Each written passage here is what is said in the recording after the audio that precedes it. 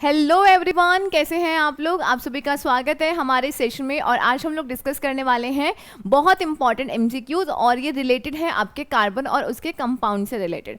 बहुत important topic है, आपके हर एग्जाम में आने वाला है। आप लोगों ने, आई होप आप लोगों की दिवाली बहुत अच्छी रही होगी, बहुत अच्छे से आपने इस त्यौहार को मनाया होगा। और अब से हम लोग क्लासेस में, अब से हम अपनी स्टडी में जुट जाएंगे, ठीक है। और काफ़ी दिन हो गए हैं मैं क्लासेस नहीं ले पा रही थी, एक्चुअली फेस्टिवल था। तो फिर क्या होता है कि अकेले होते हैं तो गेस्ट भी आते रहते हैं। कुछ हमारे इंडिया में लगभग अब 2-3 फेस्टिवल हैं जो हम बहुत अच्छे से सेलिब्रेट करते हैं, जिसमें गेस्ट भी आते रहते हैं ना। तो उनमें से दिवाली भी एक है। तो इसी वजह से टाइम नहीं मिल पा रहा था और क्लासेस नहीं हो पाई। आज से आपकी जो क्लासेस हैं वो आपको रेगुलर मिल जाएंगे, ठीक है। तो हम इसे स्टार्ट करते हैं। इसकी जो थ्योरी है वो मैं आपको पहले करवा चुकी हूँ। प्लेलिस्ट बना दी गई है केमिस्ट्री के नाम से, केमिस्ट्री फॉर सीईटी, या फिर आपका रीट वाला जो आपका एक प्लेलिस्ट बना हुआ है, उन दोनों के अंदर आपको कार्बन और उसके कंपाउंड ये टॉपिक पूरा मिल जाएगा। तो आप इसे ज़रूर देखिएगा। उसके बाद जब आप इन क्वेश्चंस को करेंगे तो डेफिनेटली गारंटी है कि आप इन क्वेश्चंस को बहुत आसानी से इजीली कर पाओगे। बहुत अच्छे क्वेश्चंस लिए हैं, बहुत अच्छे हैं, और गारंटी है कि यहाँ से आपके एग्जाम में क्वेश्चन आपको ज़रूर मिलेंगे। तो इसीलिए आपको लास्ट तक सेशन देखना है। पसंद आता है तो लाइक करना है, दोस्तों के साथ शेयर करना है। पहली बार आ रहे हैं तो चैनल को सब्सक्राइब कर लीजिएगा। फीडबैक ज़रूर देना है कॉमेंट सेक्शन के अंदर।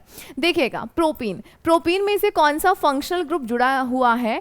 हमने कल जब भी लास्ट सेशन में हमने बात करी थी तो हमने देखा था कि कार्बन के जो कंपाउंड्स होते हैं, कार्बन के जो यौगिक हैं, उनके साथ कुछ फंक्शनल ग्रुप भी जुड़ते हैं जो उनको एक स्पेशलिटी दे देते हैं, ठीक है। वैसे ही आपको बताना है कि जो प्रोपीन है, प्रोपीन इनमें से कौन से समूह से रिलेट करता है, कीटोन, हेलोजन, एल्कोहल या एल्कीन।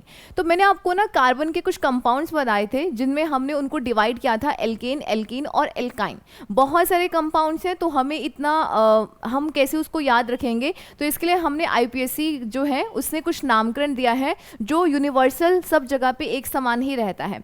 तो उसी में जब आप बात करते हैं प्रोपीन, तो ये संबंधित है एल्कीन ग्रुप से। कौन से समूह से संबंधित है? एल्कीन। 3 टाइप के ग्रुप मैंने आपको बताए थे। एल्केन ये आपका संतृप्त है, यानी कि आपका सैचुरेटेड हाइड्रोकार्बन है, और 2 आपके हैं अनसैचुरेटेड यानी कि असंतृप्त हाइड्रोकार्बन। तो इनमें से ध्यान रखिएगा कि आपका जो प्रोपीन है वो एल्कीन कैटेगरी का है, जिसमें कार्बन कार्बन के बीच में डबल बॉन्ड होता है। एल्काइन में कार्बन कार्बन के बीच में ट्रिपल बॉन्ड होता है। एंड एल्केन में क्या होता है, सिर्फ सिंगल बॉन्ड ही होता है, ठीक है। तो अगर आप प्रोपीन की यहाँ पे बात करते हैं तो आप इसको कैसे लिखेंगे, आप इसको कुछ इस प्रकार से लिखेंगे। तो यहाँ पर आप कार्बन को ऐड कर दीजिएगा, तो यहाँ से आपका हो जाएगा C3H6, 1 2 3 4 5 6, ठीक है। तो राइट आंसर है आपका डी नंबर ऑप्शन। आपको बताना है कि इनमें से जो COOH, ठीक है, COOH जो ये है, ये कौन सा फंक्शनल ग्रुप है, ये कौन सा फंक्शनल ग्रुप है। अब क्वेश्चन आपसे क्या पूछा जाता है, जैसे कि मेथेनॉइक एसिड में कौन सा फंक्शनल ग्रुप है, या प्रोपेनॉन में कौन सा फंक्शनल ग्रुप है, ऐसा आपके फर्स्ट ग्रेड में पूछा गया था, या प्रोपेनल जो है उसके अंदर कौन सा फंक्शनल ग्रुप है। तो इनके कुछ ना अनुलग्न है, इनके कुछ प्रीफिक्स होते हैं, सॉरी सफिक्स होते हैं, और जिसकी वजह से आप पहचान कर पाओगे, या आपको वो याद रखना है कि लास्ट में इसके लिए क्या आएगा। जैसे कि अगर मैं यहाँ पे बात करूँ कि ये जो COH है ये है आपका कार्बोक्सिलिक एसिड, ठीक है। बी नंबर ऑप्शन आपका यहाँ पर सेकंड हो जाएगा। ये किससे संबंधित है, ये है आपका कार्बोक्सिलिक एसिड से संबंधित है, और इसको आप लोग मेथेनॉइक एसिड भी कहते हैं। तो जहाँ जहाँ पे जुड़ा हुआ होगा उसे आप क्या कहेंगे, उसे आप लास्ट में बुलाएंगे ऑइक एसिड करके। क्या बुलाएंगे?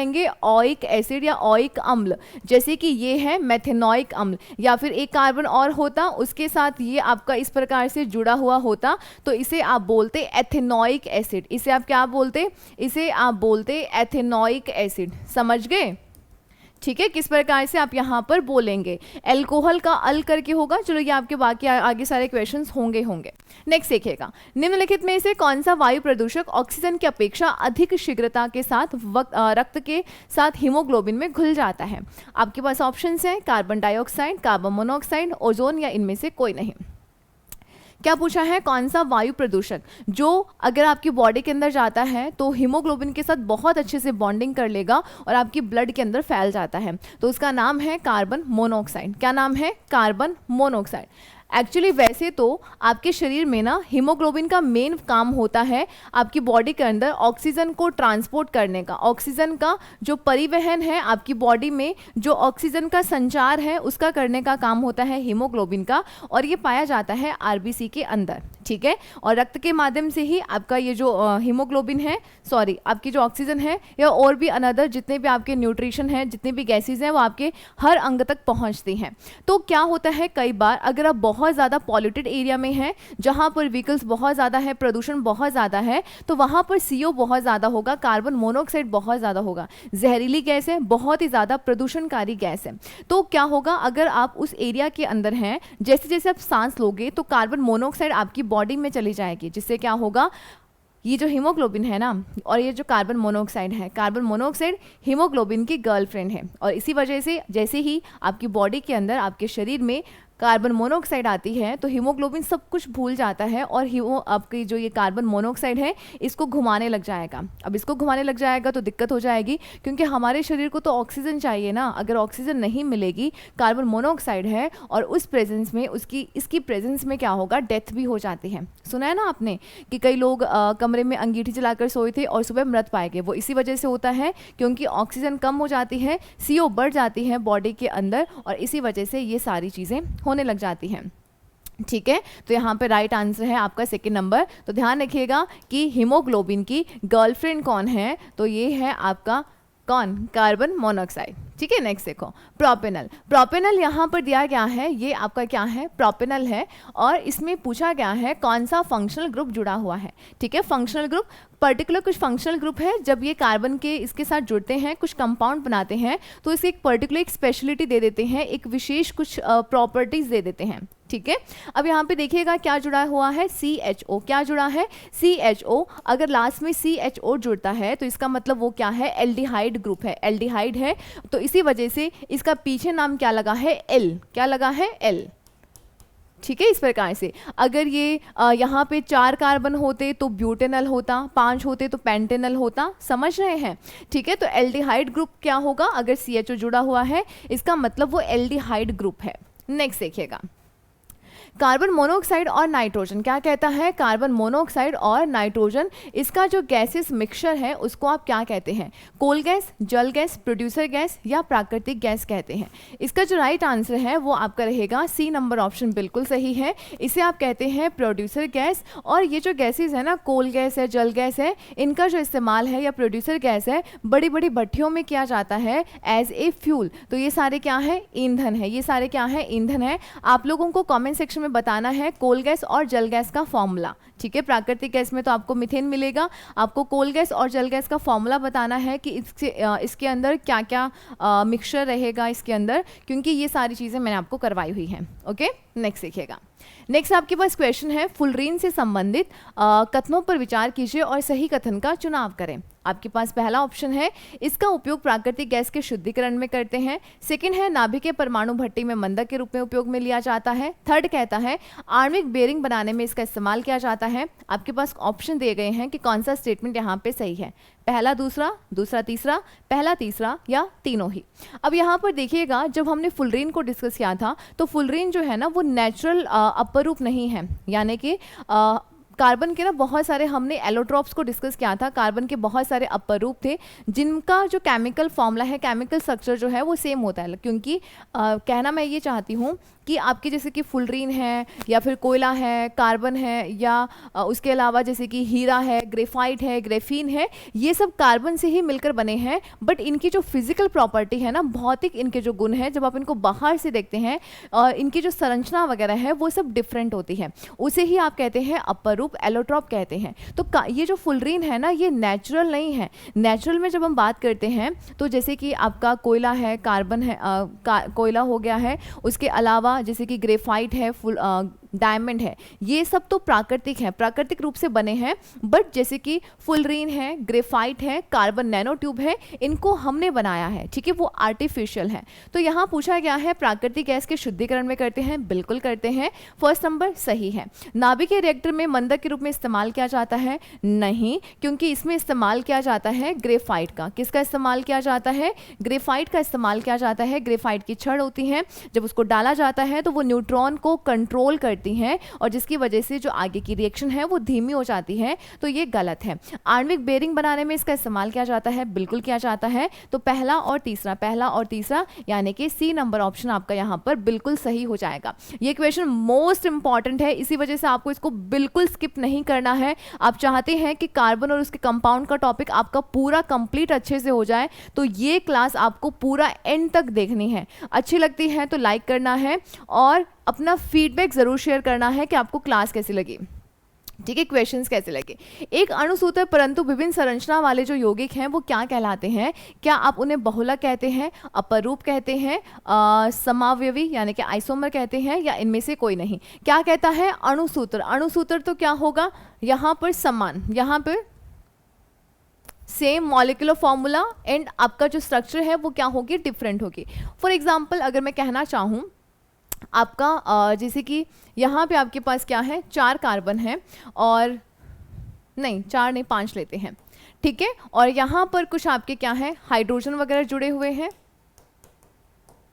ठीक है, ये आप यहाँ पर कर लीजिएगा। इस प्रकार से यहाँ पर हाइड्रोजन है। बट यहाँ पर अगर मैं दूसरा लूँ, यहाँ पर मैं अगेन यहाँ पर 5 कार्बन ले रही हूँ, बट मैंने इसको ना कुछ इस तरीके से लिखा है, और यहाँ पर भी सेम उतने ही आपके हाइड्रोजन रहेंगे। तो यहाँ पर हम ये कहना चाह रहे हैं कि जब आप देखोगे कार्बन और हाइड्रोजन की तो संख्या सेम है, परंतु जब आप इनकी संरचना देखते हो ना, इनका जब आप स्ट्रक्चर देख रहे हैं तो दोनों ही डिफरेंट है और नेम भी डिफरेंट हो जाएंगे, नाम भी अलग अलग हो जाएंगे। इसे आप बोलते हैं आइसोमर। इसे आप क्या बोलते हैं? आइसोमर कहते हैं। सी नंबर ऑप्शन जो है ये आपका सही हो जाएगा। बहुलक क्या होता है? जो बहुत सारे कार्बन लंबी श्रृंखला बनाते हैं और एन नंबर ऑफ आप उनके पर्टिकुलर उन कंपाउंड्स को लेते हैं तो आपके क्या बनते हैं? पॉलीमर। जैसे कि पॉलीथीन वगैरह है, प्लास्टिक वगैरह है, वो आपके पॉलीमर के ही एग्जाम्पल है। अपरूप हमने डिस्कस कर लिया है और आइसोमर मैंने आपको बता दिया है।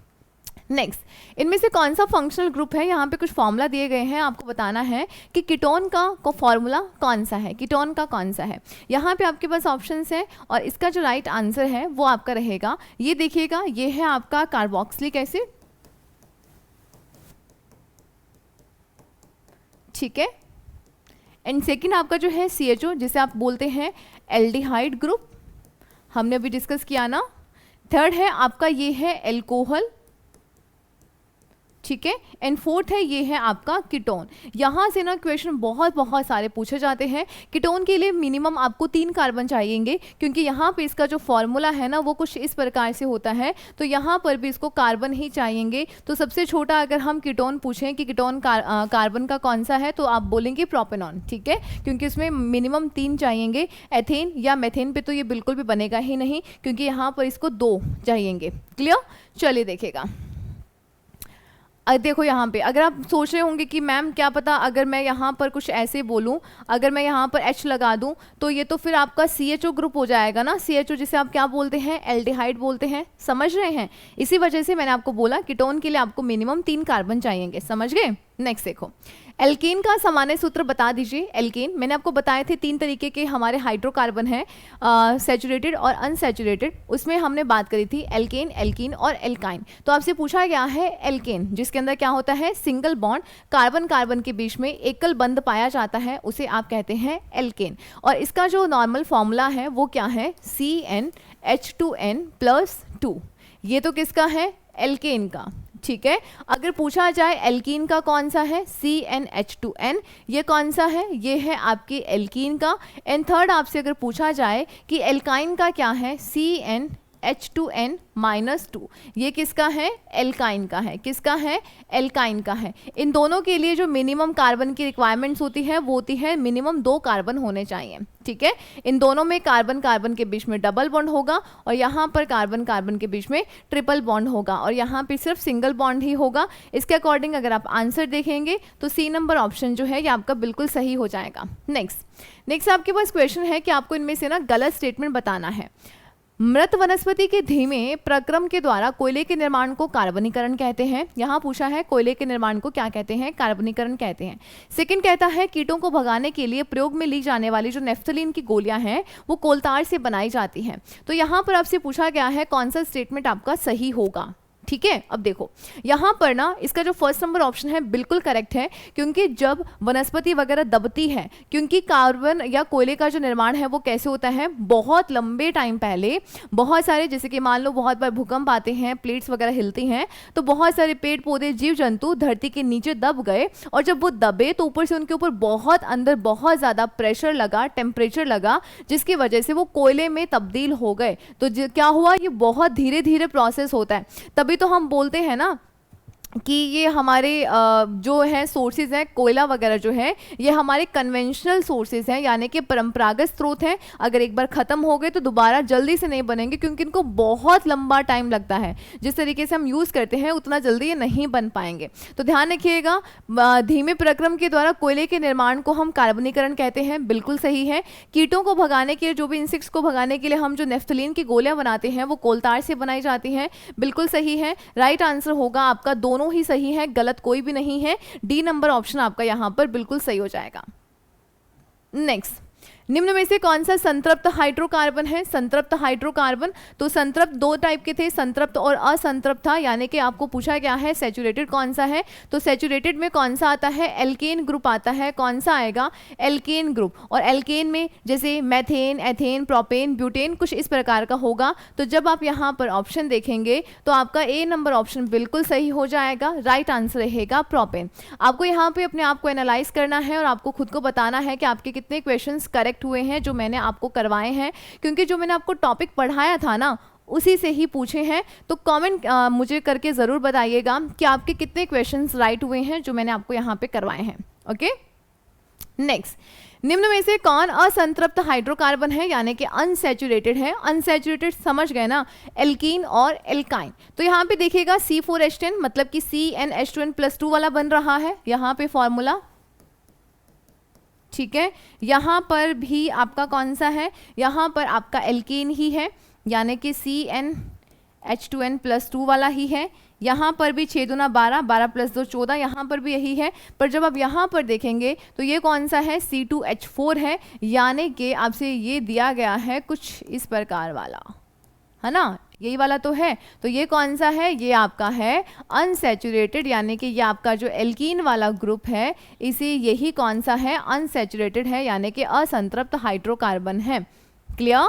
नेक्स्ट देखो, हीरा और ग्रेफाइट क्या है? क्या वो आइसोमर है, आइसोटॉप है, एलोट्रॉप्स हैं या फिर मेटल्स हैं? हीरा और ग्रेफाइट, सबसे पहले तो ध्यान रखिएगा कार्बन जो है ना, कार्बन जो है ये कैसा है? ये है आपका नॉन मेटल। कैसा है? ये नॉन मेटल है, यानी कि ये आपका अधातु है, ठीक है। और जब आप ग्रेफाइट और हीरा की बात करते हैं तो ये है कार्बन के अपर रूप है। क्या है? कार्बन के अपर रूप है। और डायमंड तो ऐसा है जो नेचुरली सबसे स्ट्रॉन्ग है, सबसे कठोरतम पदार्थ की बात करेंगे, या वो भी कैसा? नेचुरल, यानी कि प्राकृतिक सबसे कठोर पदार्थ कौन सा है? हीरा है। और ये कैसा होता है? ये होता है कुचालक। कैसा होता है? इलेक्ट्रिसिटी का कुचालक होता है, यानी कि ये होता है इंसुलेटर। क्या होता है? इंसुलेटर। इसमें से करंट पास नहीं होगी। और जो ग्रेफाइट है ये क्या होता है? सुचालक होता है। आप इसे बोल सकते हैं सुचालक, यानी कि ये बहुत अच्छा कंडक्टर है, बहुत अच्छा कंडक्टर है, क्योंकि इसमें कार्बन कार्बन के बीच, कार्बन कार्बन के साथ 4 कार्बन अन्य जुड़े होते हैं और इसमें एक कार्बन के साथ 3 अन्य कार्बन जुड़े होते हैं। इसका जो स्ट्रक्चर होता है वो होता है 3D और इसका जो स्ट्रक्चर होता है वो होता है 2D, ठीक है। ये कुछ बातें ध्यान रख लीजिएगा और आपका जो राइट आंसर है वो रहेगा C number option. Next, butanone. Butanone एक चतुर कार्बन यौगिक है, यानी कि इसके अंदर 4 कार्बन होते हैं और जिसका फंक्शनल ग्रुप आपको बताना है कार्बोक्सिलिक एसिड, एल्डिहाइड, कीटोन या एल्कोहल। तो ध्यान रखिएगा ब्यूटेनॉन, ब्यूटेनॉन यानी कि ये आपका कौन सा ग्रुप है, ये है आपका कीटोन ग्रुप है। ये कुछ इस प्रकार से है।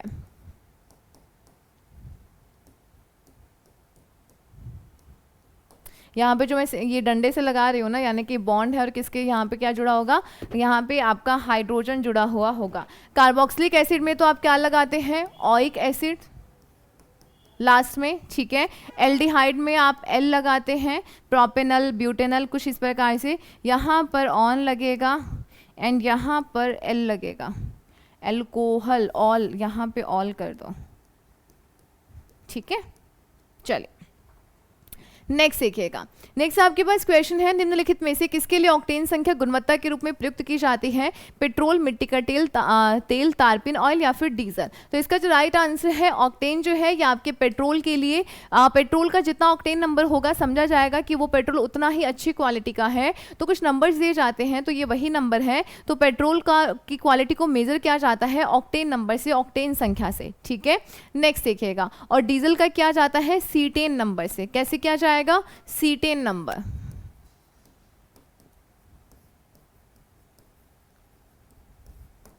ठीक है। नेक्स्ट देखो, नेक्स्ट आपके पास क्वेश्चन पूछा गया है, निम्न में से कौन सी गैस है मुख्यतः प्रदूषित गैस है जो मोटर वाहन से धुएं के रूप में निकलती है, carbon dioxide, nitrogen oxide, hydrocarbon या फिर कार्बन मोनोऑक्साइड। आपसे यहाँ पे पूछा गया है प्रदूषित गैस जो है जो मोटर वाहन से धुएं के रूप में निकलती है, प्रदूषित गैस। आपको ना यहाँ पे जान के थोड़ा सा हैरानी होगी कि यहाँ पर जो CO2 है ना उसे प्रदूषणकारी गैस नहीं बोला जाता है। पॉल्यूटिंग जो गैस है वो कौन सी है, CO है। पॉल्यूटिंग गैस कौन सी है, CO है। आपका जो CO2 है ना वो प्रदूषणकारी नहीं है, वो खतरनाक तो है बट वो ग्लोबल वार्मिंग करता है, वो आपके अर्थ के टेम्परेचर को इंक्रीज करता है। अगर आपसे पूछा जाए कि कौन सा आपके प्रदूषित है तो ध्यान रखिएगा यहां पर आपका आंसर होगा कार्बन मोनोऑक्साइड, ठीक है। नेक्स्ट देखिएगा, एथाइन का आणविक सूत्र दिया गया है C2H2, इसके अंदर कितने कोवलेंट बॉन्ड हैं ये आपको बताना है। C2H2 का मतलब यहां से समझिएगा कि आपको बोल रहा है एथाइन के बारे में। किसके बारे में बोल रहा है, एथाइन दिया भी गया है, यानी कि यहाँ पर ट्रिपल बॉन्ड है, ट्रिपल बॉन्ड है। तो आप यहाँ पर बॉन्ड को जोड़ लीजिए कि कितने कोवलेंट बॉन्ड है। कोवलेंट बॉन्ड शेयरिंग के दौरान बनते हैं, जब इलेक्ट्रॉन को साझा किया जाता है तो वहां पर कोवलेंट बॉन्ड बनता है। तो कितने होंगे, 1 2 3 4 5, ठीक है। तो राइट आंसर आपका होगा 5, यहाँ पर कोवलेंट बॉन्ड है। तो सी नंबर ऑप्शन आपका यहाँ पर बिल्कुल सही हो जाएगा।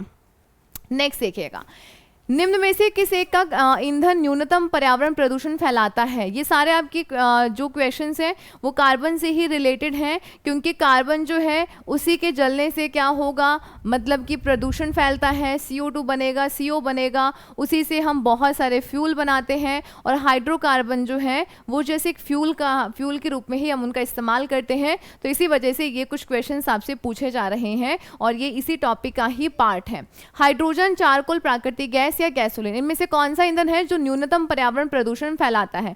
तो इसका जो आपका राइट आंसर है वो रहेगा हाइड्रोजन, क्योंकि हाइड्रोजन जो है ना ये भी आपका एक बहुत अच्छा फ्यूल है। जब ये जलेगा तो क्या बनाएगा, H2 बनाएगा, और जबकि अगर आपका कार्बन जलता है तो ये क्या बनाएगा, CO2 बनाएगा। तो इसके कंपैरिजन में आपका ये वाला जो है ये एक आपका एक अच्छा ईंधन माना जाता है। प्राकृतिक गैस में क्या होता है, मान लो कि यहाँ पे क्या है, CH4 है, तो जब ये जलेगा CO2 बनाएगा और यहाँ पर ये पानी बना देगा। इसी वजह से आप यहाँ थोड़ा ध्यान रखिएगा, हम इसको थोड़ा बैलेंस कर देते हैं, ठीक है। अब इससे ही है आए, 1 मिनट रुक जाओ बच्चा, 1 मिनट, यहाँ पर ये नहीं आएगा।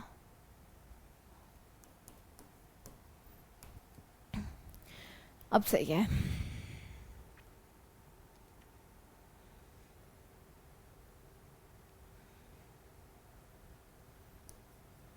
ठीक है। चलो यहाँ पे नेक्स्ट देखिएगा, कार्बन के अपूर्ण दहन से किस ऑक्साइड का निर्माण होता है? कार्बन। कार्बन को जलने के लिए क्या चाहिए? ऑक्सीजन। किसी भी फ्यूल को, किसी को भी जलाना है ना, तो क्या चाहिए? ऑक्सीजन चाहिए। क्या चाहिए? ऑक्सीजन चाहिए। तो अगर आपको कार्बन को जलाना है तो क्या चाहिए? ऑक्सीजन। अगर इसको प्रॉपर ऑक्सीजन मिल जाएगी तो क्या बना देगा? CO2 बना देगा। यहाँ पर तो कार्बन पूरा ही जल जाएगा, यहाँ पर कार्बन पूरा ही जल रहा है क्योंकि प्रॉपर ऑक्सीजन मिल रही है। क्या कहता है? अपूर्ण दहन, यानी कि इसको ऑक्सीजन कम मिल रही है। तो यहां ध्यान रखिएगा, अगर इसको ऑक्सीजन कम मिलेगी तो क्या बनाएगा? CO बना देगा, कार्बन मोनोऑक्साइड बनाएगा, जो बहुत ही ज्यादा पॉल्यूटिंग गैस है, बहुत ही ज्यादा प्रदूषणकारी गैस है। डन। इसी वजह से मैंने आपको बोला ये बहुत ज्यादा प्रदूषणकारी गैस है, जबकि CO2 को हम प्रदूषणकारी गैस में कंसीडर नहीं करते हैं। खतरनाक है बट ग्लोबल वार्मिंग करता है, ठीक है, ग्लोबल वार्मिंग करता है कौन? CO2। तो क्या बनेगा? तो यहां बनेगा कार्बन मोनोऑक्साइड। इसी वजह से तो बोला था ना कि जब भी लोग अंगीठी जलाकर सोते हैं सुबह मृत पाए जाते हैं। ऐसा क्यों होता है? क्योंकि गेट बंद कर दिया है, आप भी सो रहे हैं, वहां पर फ्यूल भी जल रहा है। फ्यूल को जलने के लिए भी ऑक्सीजन चाहिए, जो भी अंगीठी में लकड़ी या कोयला डाला है उसको जलने के लिए ऑक्सीजन चाहिए, आपको भी ऑक्सीजन चाहिए। तो क्या होगा? धीरे धीरे ऑक्सीजन का लेवल कम हो जाएगा। ऑक्सीजन का लेवल कम होगा तो अब कोयले को जलने के लिए प्रॉपर ऑक्सीजन नहीं मिल रही है, तो वो क्या बनाएगा? CO बनाने लग जाएगा। आप सो रहे हैं, आप सांस लेंगे तो वो CO आपके बॉडी में जाएगा, और हीमोग्लोबिन की कौन है? गर्लफ्रेंड है, CO। तो जैसे ही CO आपकी बॉडी के अंदर एंटर करेगी तो हीमोग्लोबिन जो है वो उसी को आपके पूरे बॉडी में सर्कुलेट करेगा। ऑक्सीजन की कमी होने की वजह से आपकी डेथ हो जाएगी, ठीक है। इसी वजह से ये जहरीली है, प्रदूषणकारी है, ठीक है। इनमें से कौन सा कार्बन का एक अक्रिस्टलीय अपर रूप नहीं है? अक्रिस्टलीय आपसे पूछा गया है, यानी कि अमॉर्फस नहीं है, यानी कि क्रिस्टलीय कौन सा है? तो यहाँ पर राइट आंसर आपका होगा डायमंड होगा, क्योंकि कोयला है, कोक है, काजल है, ये सब अक्रिस्टलीय हैं। इनका कोई निश्चित संरचना नहीं होती है, कोई निश्चित शेप नहीं होती है। जबकि क्रिस्टलीय की बात करेंगे, जैसे कि हीरा है, ग्रेफाइट है, ग्रेफीन है, फुलरीन है, कार्बन नैनो ट्यूब है, इनका एक निश्चित स्ट्रक्चर होता है, एक निश्चित संरचना होती है। कार्बन कार्बन के बीच में प्रॉपर एक अच्छे से बॉन्ड होता है, जबकि इनके बीच में नहीं होगा। 4th नंबर ऑप्शन आपका सही हो जाएगा। एंथ्रेसाइट में कार्बन की मात्रा बता दीजिए। 60, 80, 70 या 95%। तो लगभग यहाँ पर आपको मिलेगी, लगभग 95% के आसपास आपको यहाँ कार्बन की मात्रा मिल जाएगी। अब यहाँ पर ध्यान रखिएगा, एंथ्रेसाइट में सबसे ज़्यादा होती है, फिर बिटुमिन्स, फिर लिग्नाइट और फिर पीट। इस प्रकार से कार्बन के कोयले के 4 प्रकार हैं और इनके अंदर सबसे ज़्यादा मात्रा मिलती है एंथ्रासाइट के अंदर, ठीक है। आपका 4th नंबर ऑप्शन ठीक हो जाएगा। बिटुमिन्स में लगभग 80% के आसपास मिलती है, यहाँ पर आप बोल दीजिए 60 से 70% बोल दीजिए, और यहाँ पर लगभग 35% के आसपास मिलती है। हमारे राजस्थान में लिग्नाइट टाइप का कोयला मिलता है और थर्मल पावर प्लांट्स में हम लिग्नाइट से ही अपना जो एनर्जी है, इलेक्ट्रिसिटी है, वो हम जनरेट करते हैं। Okay, next. निम्नलिखित में से मुख्यतः किसके लिए सीटेन संख्या गुणवत्ता के रूप में प्रयुक्त होती है? मैंने अभी थोड़ी देर पहले ही आपको बताया था। राइट आंसर क्या होगा? डीजल होगा। जैसे पेट्रोल की क्वालिटी को मेजर करने के लिए हम ऑक्टेन नंबर का इस्तेमाल करते हैं, सेम एज इट इज वैसे ही डीजल की क्वालिटी को मेजर करने के लिए हम सीटेन नंबर का इस्तेमाल करते हैं। जितना ज्यादा सीटेन नंबर होगा वो डीजल उतना ही अच्छी क्वालिटी का होगा। नेक्स्ट, ग्रेफाइट का यूज नहीं किया जाता है शुष्क स्नेहक के रूप में, इलेक्ट्रोड बनाने में, नाभिक के परमाणु भट्टी में मंदक के रूप में, या इनमें से कोई नहीं? राइट आंसर होगा इनमें से कोई नहीं, क्योंकि जितने भी है ना इन सभी के अंदर ग्रेफाइट का इस्तेमाल किया जाता है, इन सभी में ग्रेफाइट का इस्तेमाल किया जाता है। नेक्स्ट आपके पास यहाँ पर क्वेश्चन दिया गया है कि आपको यहाँ कुछ स्टेटमेंट और कारण दिए गए हैं, पढ़ना है और बताना है कि क्या सही होगा। कथन है तरलीकृत पेट्रोलियम गैस का प्रमुख घटक मीथेन होता है। कारण कहता है मीथेन घरों और कारखानों में जलाने के लिए सीधे प्रयोग में लाई जा सकती है, जहां वह पाइपलाइन के जरिए उपलब्ध कराई जा सकती है। तो यहाँ पर आपसे पूछा गया है कौन सा सही कौन सा गलत है। तो यहाँ देखिएगा, एलपीजी का पूछा गया है और जल्दी से आपको यहाँ बताना है कि एलपीजी का मुख्य घटक क्या होता है। मीथेन तो नहीं होता है, कौन सा होता है? तो यहाँ पर होता है ब्यूटेन, एंड क्या होता है? प्रोपेन होता है। और इसे आप क्या बोलते हैं? इसे आप कहते हैं कुकिंग गैस कहते हैं। घरों में जो आप गैस इस्तेमाल करते हैं सिलेंडर में, वो कौन सी होती है? वो होती है एलपीजी। अब आप बोलोगे कि मैम जब हम उसको हिलाते हैं तो हमें तो लिक्विड सा फील होता है, जब आप तो गैस बता रहे हो। नो डाउट, इसका नाम देखो, liquefied petroleum gas liquid form में होती है। जब आप इन गैसेस पे बहुत ज़्यादा प्रेशर लगाओगे ना तो यही गैसेस किस में बदल जाती हैं, लिक्विड फॉर्म में बदल जाती हैं। ठीक है, इसी वजह से आपको लिक्विड फॉर्म में सप्लाई की जाती है। और इसका जो राइट आंसर है वो आपका रहेगा, ये तो गलत है, परंतु मीथेन का जो इस्तेमाल है, मीथेन में क्या है, CH4 है। इसका इस्तेमाल किया जा सकता है खाना वाना बनाने में, और जहाँ पे सीधा उपलब्ध कराई जा सकती है, पॉसिबल है। ठीक है, तो ये आपका सही है। तो यहाँ पर कथन गलत, एक गलत, 8 सही है, तो 4th नंबर ऑप्शन आपका यहाँ पर सही हो जाएगा। क्लियर। नेक्स्ट, निम्न में से संतृप्त हाइड्रोकार्बन का उदाहरण नहीं है। संतृप्त मैंने आपको बहुत बार बता दिया, एल्केन का पूछा गया है, इनमें से कौन सा एल्केन ग्रुप का नहीं है। मेथेन, प्रोपेन, एथेन है, एसिटिलीन नहीं है, तो आपका राइट आंसर होगा 4th नंबर ऑप्शन। और ध्यान रखिएगा, एसिटिलीन ये आपका है एथाइन, एथाइन को ही क्या कहा जाता है, एसिटिलीन कहा जाता है। तो ये आपका क्या है, एसिटिलीन, और इसका इस्तेमाल किया जाता है वेल्डिंग में। ओके तो आज के ये हमारे कुछ 25 सुपर 25 क्वेश्चन से जो मोस्ट इंपॉर्टेंट है कार्बन और उसके कंपाउंड से रिलेटेड। थोड़ा फास्ट चले थे, बट मेरा मानना है कि हम जितना फास्ट चलेंगे उतना बेटर है। धीरे चलने वाले पीछे रह जाते हैं, तो इसी वजह से हमें फास्ट चलना है। और ये सेशन मोस्ट इंपॉर्टेंट है। फीडबैक ज़रूर शेयर कीजिएगा और मुझे ज़रूर कॉमेंट करके बताइएगा कि आपके कितने क्वेश्चन करेक्ट हुए हैं। मिलेंगे नेक्स्ट सेशन के अंदर। Take care, bye bye.